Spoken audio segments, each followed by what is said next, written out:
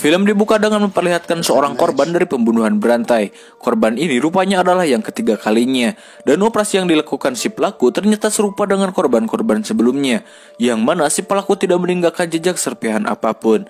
Bahkan para polisi juga tidak menemukan DNA dari si pelaku. Dan kasus ini ditangani oleh Detektif Joe. Di sana ia ditemani oleh ahli psikiatri yang bernama Detektif Catherine. Dalam kasus pembunuhan berantai ini, mereka tidak bisa menemukan bukti-bukti kuat untuk menangkap si pelaku. Agar kasus ini bisa diungkap, akhirnya Joe harus meminta bantuan kepada sahabat lamanya.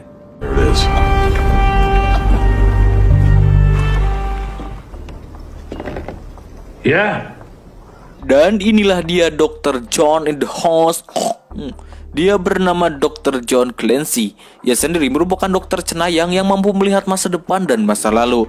Hal itu bisa dilakukannya dengan menyentuh barang ataupun orang. Gak kebayang gue kalau lo punya kemampuan kayak gini terus gak sengaja pegang BH orang. Aduh repot bro. Lanjut. Pada awalnya Clancy sempat menolak permintaan mereka karena ia sedang menenangkan diri pasca kematian anaknya dan ditinggal istrinya. Tapi karena bujukan Joe, akhirnya ia menyetujui permintaan mereka. Ketika ia sedang melihat berkas-berkas yang diberikan Catherine, di sana ia melihat sebuah tulisan yang berkata WMI. Lantas ia pun langsung keluar untuk sekedar jalan-jalan. Tapi tiba-tiba ia seperti melihat sesuatu dalam bayangannya. Ia seperti melihat seseorang dan juga kereta api. Kemudian scene berpindah ke markas FBI, di mana mereka sedang membicarakan kasus-kasus tersebut. Dilihat dari foto-foto tersebut, si pelaku seperti melakukan operasi yang sama kepada para korban, yaitu dengan menusukkan alat yang berukuran 5 inci dan langsung menembus medula oblongata. Selain itu, di setiap korban sang pelaku sering meninggalkan pesan yang bertulisan WMI. Sudah bisa disimpulkan sang pelaku melakukannya dengan rapi dan sangat good.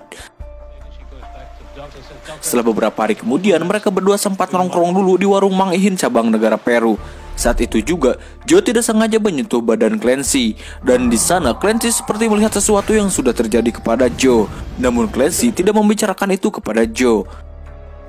Setelah itu, Clancy yang akan hendak pulang, tiba-tiba bayangan-bayangan itu muncul tiba-tiba. Dan dari bayangan itulah yang akan menjadi bocoran apa yang akan terjadi. Kayak film apa ya, lupa lagi gitu. Pokok di bagoy. Lanjut. Kemudian mereka kembali lagi mendapat korban dari kasus pembunuhan berantai ini. Tak lama mereka langsung mendatangi TKP. Baru saja masuk, Catherine melihat tulisan yang terpampang di sebuah tembok. Tulisan itu menunjukkan sebuah angka 14.6. Dan Clancy mengatakan bahwa tulisan itu menunjukkan sebuah waktu. Kemudian mereka semua mulai masuk ke ruangan si korban berada. Saat diperiksa, ternyata si korban juga mendapatkan luka yang sama seperti korban-korban sebelumnya. Lantas Clancy mencoba mencari tahu apa yang sebenarnya terjadi. Dan dari sini kita diperlihatkan bagaimana si wanita itu dibunuh.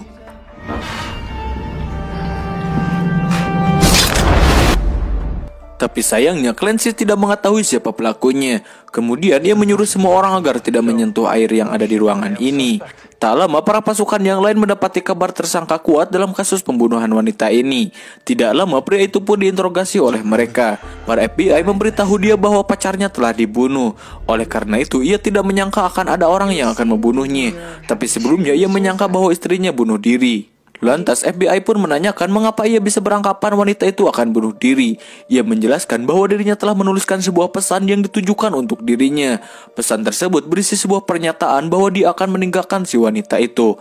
Alasan ia meninggalkan wanita itu karena dia memilih wanita lain. Dan mungkin dari pernyataan tersebut akan membuat si wanitanya sakit hati dan akan melakukan bunuh diri.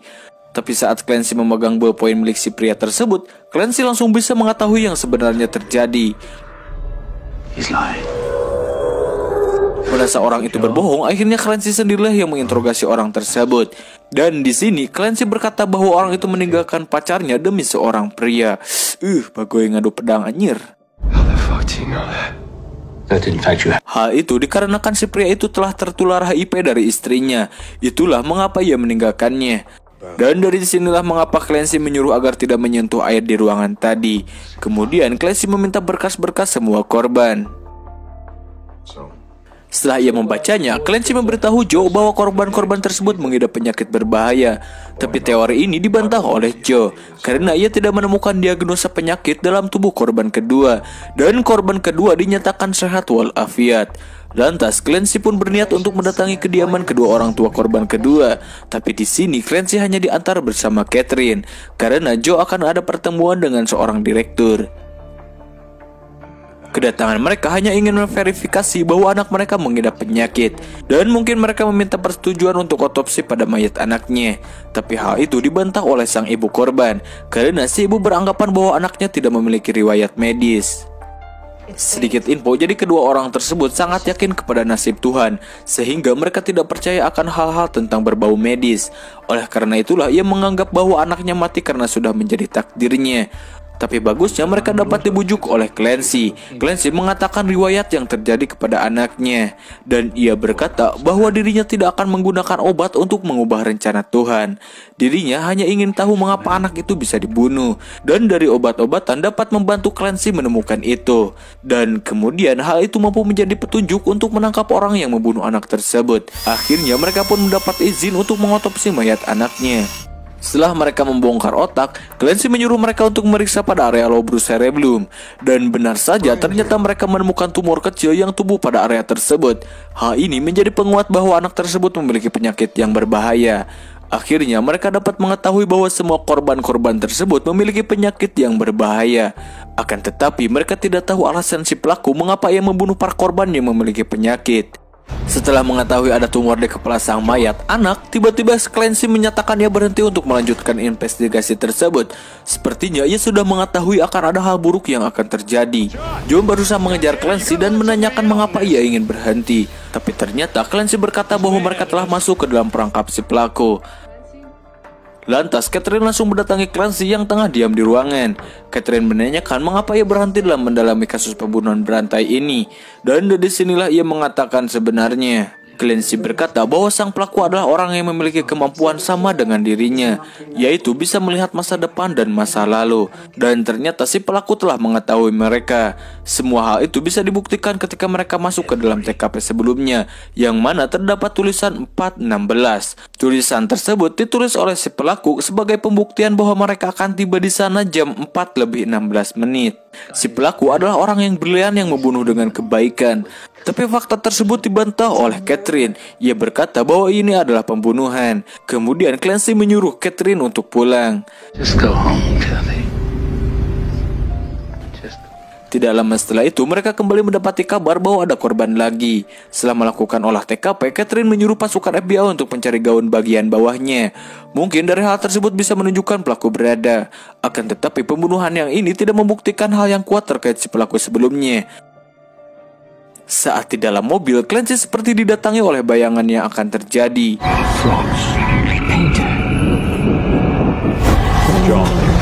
John. Dan ini membuktikan hal buruk akan terjadi kepada si Joe.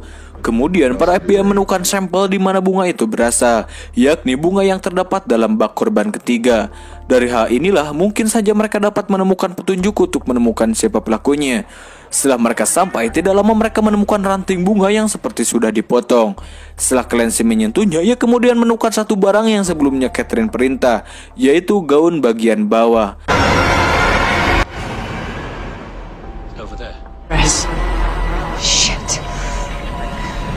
Setelah itu mereka pun menugaskan anjing pelacak untuk menemukan si pelaku berada. Oke, dan di sini kita akan diperlihatkan bayangan-bayangan yang terjadi pada Clancy sebelumnya, dan ini membuktikan bahwa hal buruk akan terjadi.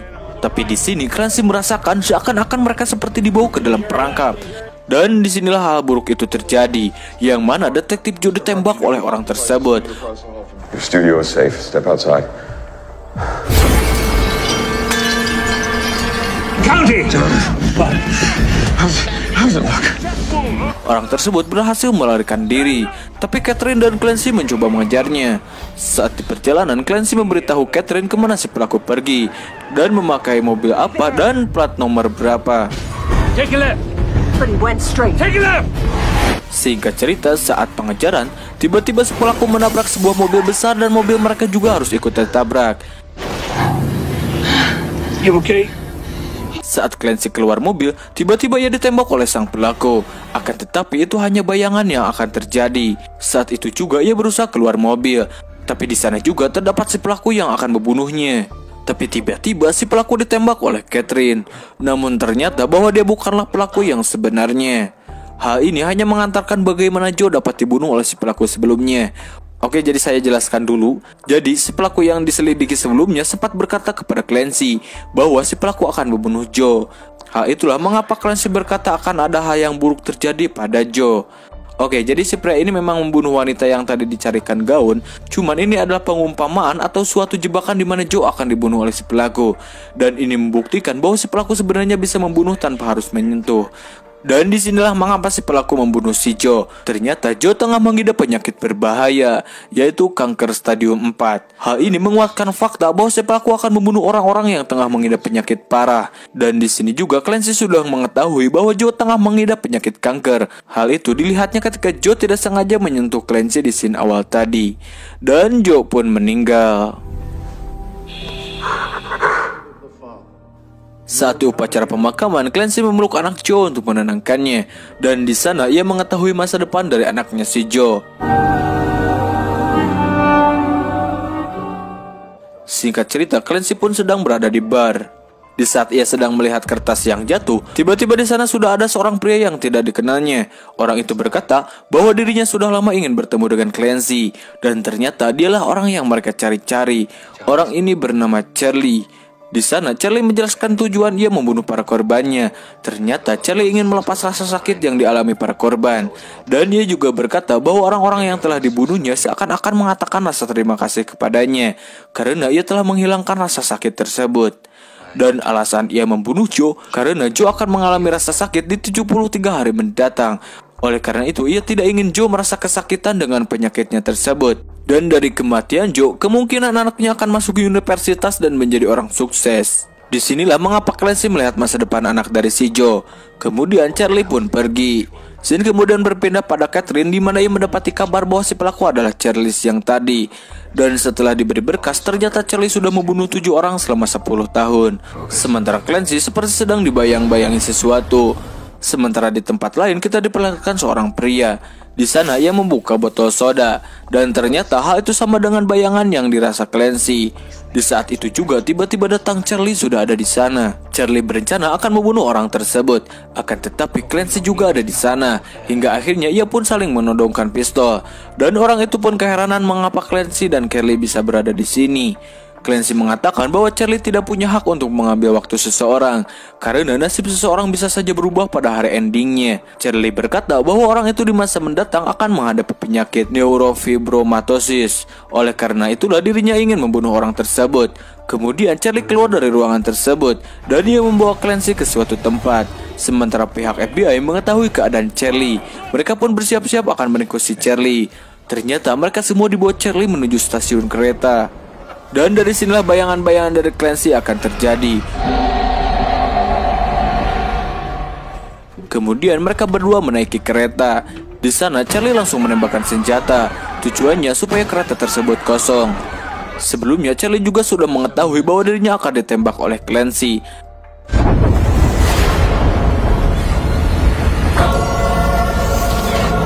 Sedangkan di luar para FBI sedang membidik Charlie. Namun sayangnya target mereka harus terhalangi oleh tembok. Dan faktanya Charlie sudah mengetahui bahwa sasaran dari FBI akan terhalang oleh tiang. Di saat itu juga Catherine masuk ke dalam kereta. Akan tetapi Clancy melihat masa depan yang akan terjadi. Jika ia tidak menembak Charlie maka Catherine akan mati. Akhirnya Clancy menembak Charlie. Dan Charlie pun tewas.